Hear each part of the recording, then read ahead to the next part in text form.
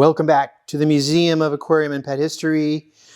Today, more boxes. People just are sending things and I'm very grateful, considering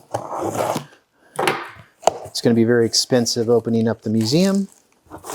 So these things all help. Plus the fact that we'll have so many things that we could change exhibits out every year.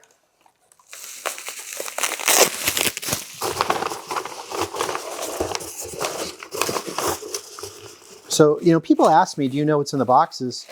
And, it really, sometimes if I'm expecting a box to come in, then I do know what's in it, especially if I recognize the name on it. But if I'm not really expecting it, then I don't. I have no idea. So this one is interesting because I don't remember getting 4 different things from one guy. Wow, this is actually really cool. Okay, so what we got was Weeki, Wachee, Spring of Live Mermaids.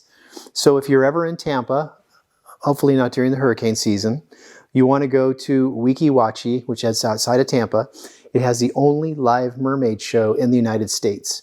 So it's actually a natural springs, and they've been doing this show for 60 years, 70 years. It's crazy, but they have these incredible professional swimmers dressed up as mermaids. They do all kinds of skits.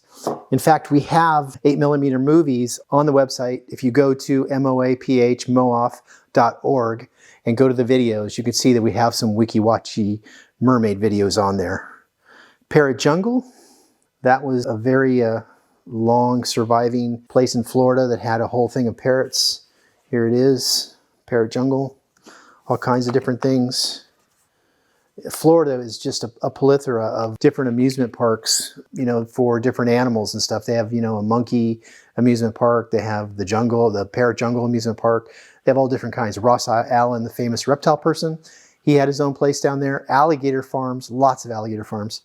Here's Miami Seaquarium. We got a little 8mm film from Miami Seaquarium. So we'll actually copy this and put this up on the site for you to see. And then this is Gatorland. This was like basically a special t-shirt that they made for their anniversary, their 50th anniversary at Gatorland. Opened in 1949, so this was 1999 is when this t-shirt came out. So it's the 50 years of Gatorland. Pretty cool. They actually put a 50-year t-shirt in this little gold box. That's actually really cool.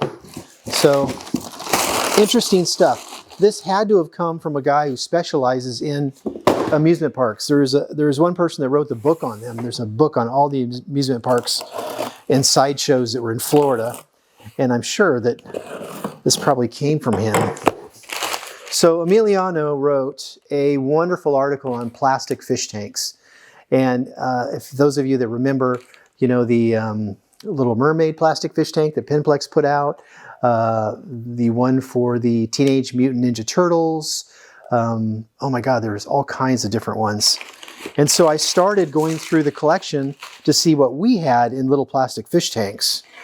And this one came up, which I've never seen before. And I don't think it's super old. I think it's probably 1990s, maybe 2000, but 1990s. But it has these like spacemen in this betta tank, this plastic betta tank with these 2 spacemen there, with this cute little girl looking at it. So I just thought that would be something to add to the collection for the museum when we show you a lot of plastic fish tanks and all the different ones. Oh, that actually goes to another video. So put that down. But we'll go this one here. Oops.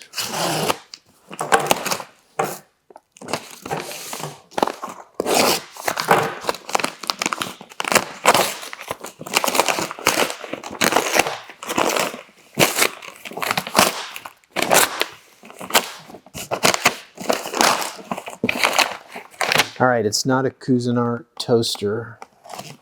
They just decided to ship in a Cuisinart box.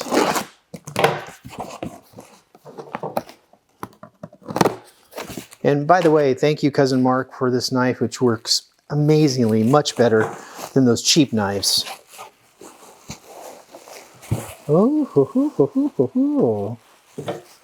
Ho, ho, ho, ho, ho, ho. Okay.